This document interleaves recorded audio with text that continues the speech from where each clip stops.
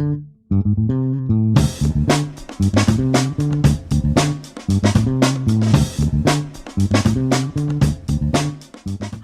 and welcome to the 9th episode of Wales.Pol. This week we are joined by Belle, who is standing as Labour candidate for the Vale of Glamorgan. So, hi Belle. Hello. Hi. Thank you for doing this, by the way. And I was just wondering for our listeners and viewers, if you could just tell us a bit about yourself and where you're from. Okay. Well, I grew up in Aberfan. I was actually born in the house in Aberfan, in the Merthyr Valley. And I'm one of four. I've got a brother, two sisters, who all still live within 2 miles of where my mum lives. So I'm the only one that's gone rogue and has moved away. I actually lived in Scotland for 10 years. And I loved living near Glasgow. My son was actually born in Scotland, but I came back to Wales when he was 10 months old and moved back to Merthyr for a short time. But now Rhys is my home, and this is where I hope that I will live forever. Yeah. Well, for a long time. Yeah. We were just saying before we came on camera that we have a lot in common. Yeah. And the Merthyr Scotland thing has blown my mind, to be honest, Belle. I know, so I know. There's something, isn't there, about roots. Yeah. And when you make that common link, yeah, sisters. Yeah. Yeah. So I'm wondering, in terms of like your politics, Belle, I'm wondering if you came from a political family when you were growing up, or... Not overtly, but I was a teenager during the miners' strike, and in Aberfan, in the heart of the village, you had the Merthyr Vale colliery, and my dad was a plumber. He and his brother worked on the pit. So, of course, when the strike took it impacted on all of us. And I think it did shape my political beliefs, because I remember my mum having some kids home for tea, because obviously when they were their families were out on strike, food, they were really difficult, dark days. And I never thought of my mum and dad as being that political. But I do remember now that my dad used to love reading the Daily Mirror back in the day when, there was a lot of paper to it. And he loved news and documentaries. And to have any time with him, I would sit with him. And we used to have conversations about what was going on in the world. And he always encouraged me to read the paper every day. So I think that also shaped sort of my political beliefs. And when I was 17, I did attempt to take the school out on strike. I have to say, because we wanted to run a Red Nose event. And I went to the head teacher and he said, no, this is a place of education, not the London Palladium. And I said, can I quote you? He said, of course. But I wrote a letter then to Radio 1 at the time. And on the day, Red Nose Day arrives, and we've got the radio on, because I was in the sixth form at the time, and in the common room the radio was on. And I can't remember this DJ Smith, but he was the Radio 1 DJ, breakfast time. They read my letter out and said, the bell tolls for Avontarf High School. The bell tolls, that's amazing. And of course, within an hour, the head and the deputy come in asking who's responsible for this letter, because I wrote the letter and I got the pupils to sign it in support, like a petition. I wasn't really aware of what I was doing. Rather, I just knew that what he had done was wrong, and sort of there was a sense of injustice in me that I had to right that wrong. And it was a bit like Spartacus, because he said, can the person stand up? So I stood up. Then a friend stood up, and there was a row of us, and of course the threatened expulsions didn't happen because there was too many of us. And that was the first time that I realised that there was power when you did some form of collective action. My mum was proud of me up to a point. But yeah. And I thought I was quiet in school. That's a really lovely story. I've got a really lovely image of everyone standing up slowly now. Oh, it was like, fantastic. I'm with Belle. Yeah. I think what you were saying about the kind of inherent politics, even if it's not overt to the valleys, through the culture of like the miners' strike and stuff, has touched so many people's lives, isn't it? Even now, Yeah. we're we've still not recovered, and I think that's why the Valley's there's a vulnerability to us. Totally. And you know that because that's your home environment. And when I go back home, it's great to see the development. It's great to see sort of how the community's expanded, but I still feel that there's that. The aspirations and the self-esteem of when we were the big employers, the Hoovers and the Pitts, and there was a real buzz to that community, and there was a sense of community that I think being part of those big employers brought. We don't have that. Totally, yeah. And so my mother used to work for Hoovers, and I was... Did you have the Christmas parties? No, I've heard all about these Christmas parties. They were fantastic. Yeah. We had Christmas party envy in our family. My nan worked there as well, and my great-grandmother. There's like generations of women. Do you know when I saw Dagenham Girls, I was so emotional about it. Have you seen that film, Made in Dagenham? Yes. Yeah. I was so emotional about it because I was like, that's my bloody history. Yes.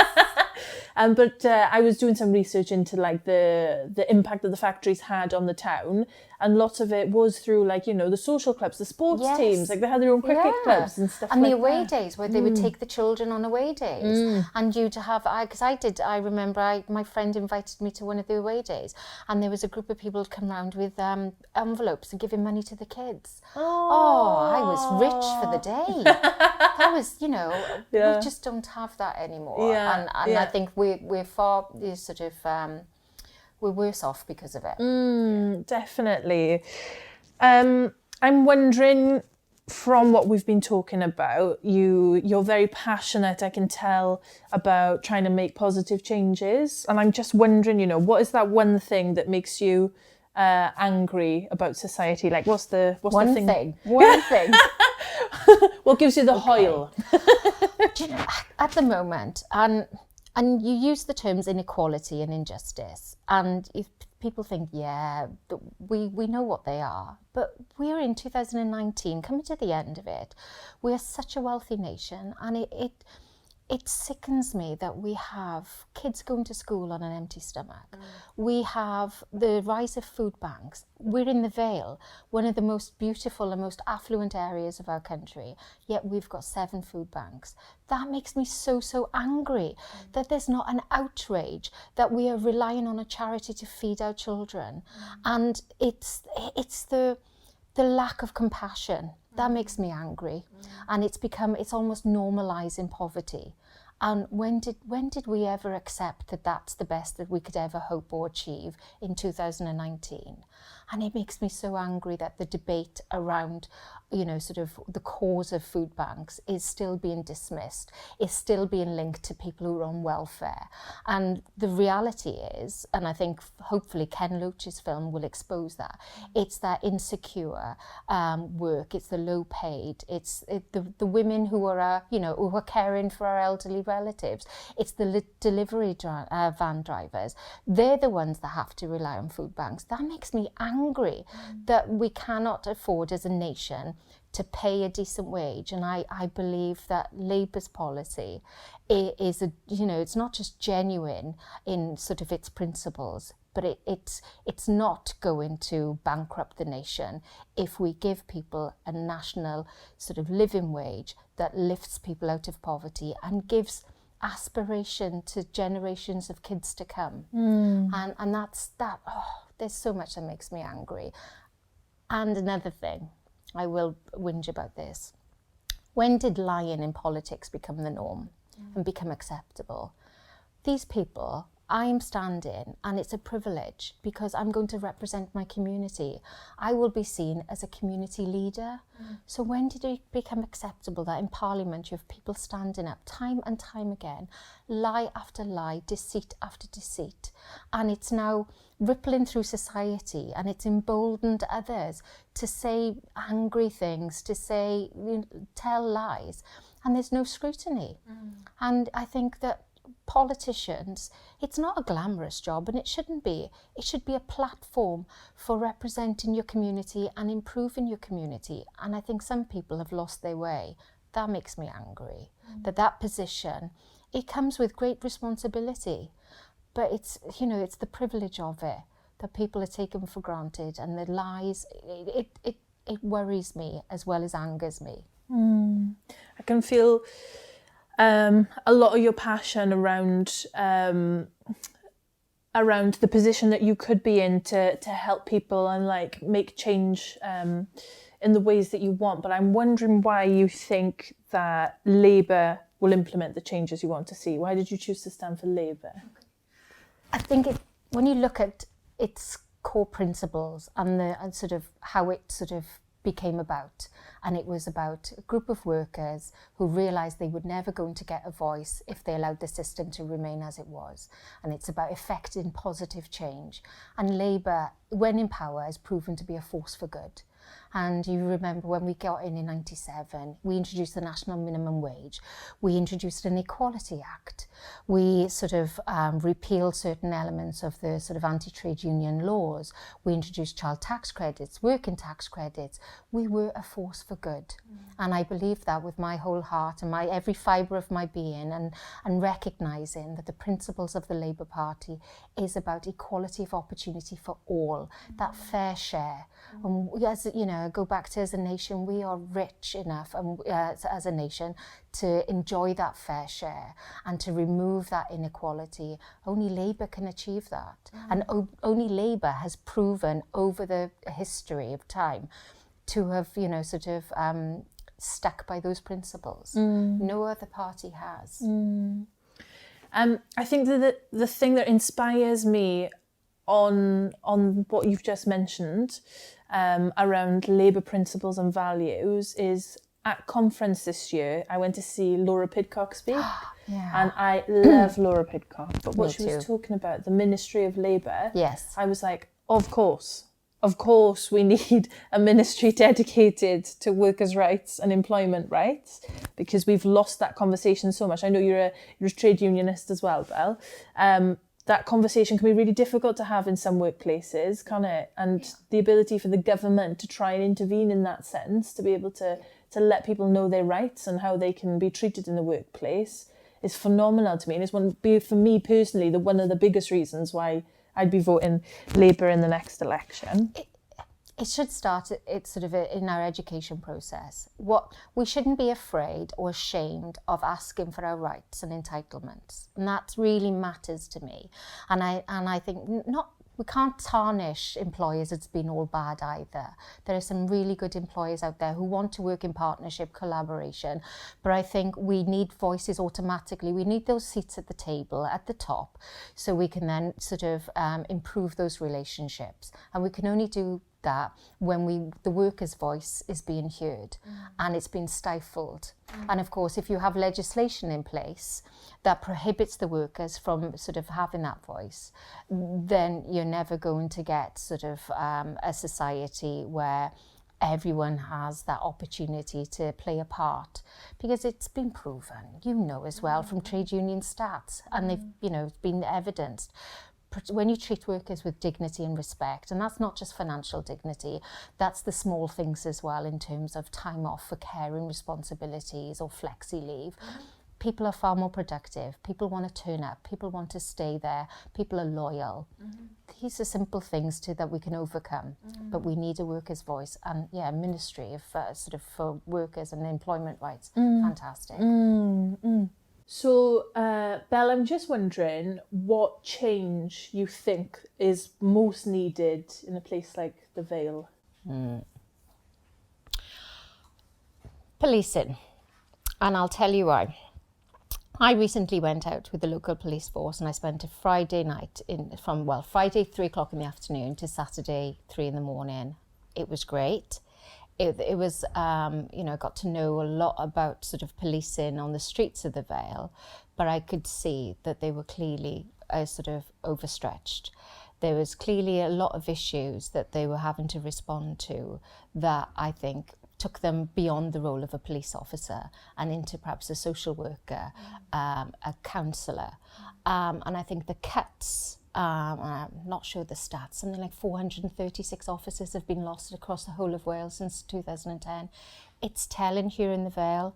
My friend's a youth worker, And he was telling me a story which is quite horrific in the rural part of the Vale, where children are now not going to his youth club because older kids are outside selling drugs. And yet the police are not able to respond because it's not a priority on that particular evening. And the incident may happen on a Thursday night, and they don't phone him back until the Saturday or Sunday. And by then, not only have the kids gone with the drugs, but the damage could already be done. Now, that's not the fault of the police. Clearly, there's an underlying issue. And when you live in an area like the Vale, with large pockets of rural sort of areas, you can't just, like a city centre in Cardiff, you can be at a sort of an incident within 5 minutes. And because of station closures, we only have Barry Station. And if Barry to Wick, which is the other end of the constituency, it takes some time to respond.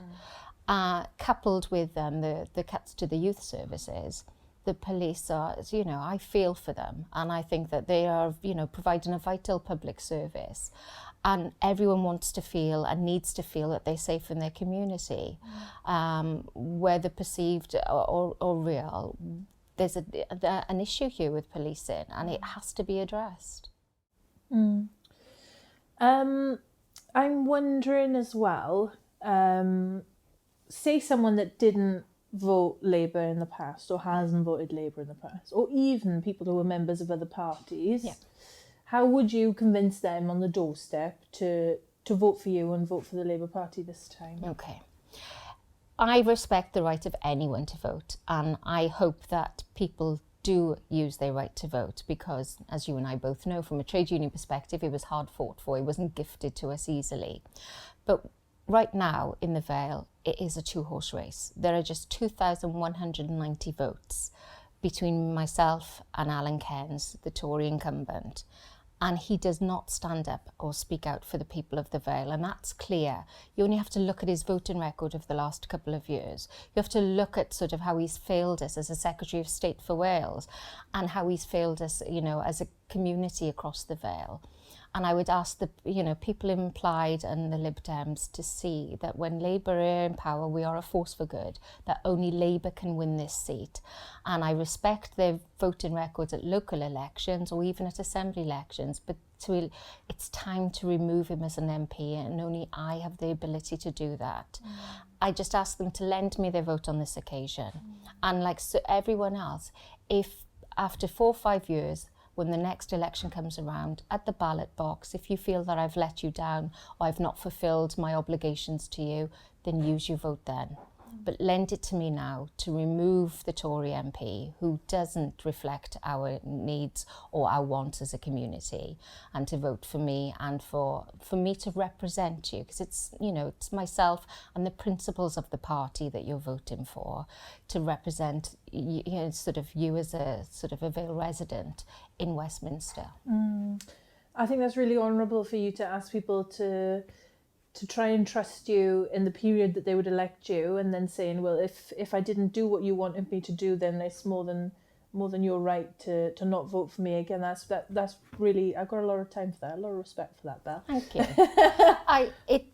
It's democracy, and it is about, as I've said earlier, the role of a politician is a leader of the community, and it's not about sort of enriching your career or putting yourself in the best possible position to further your career.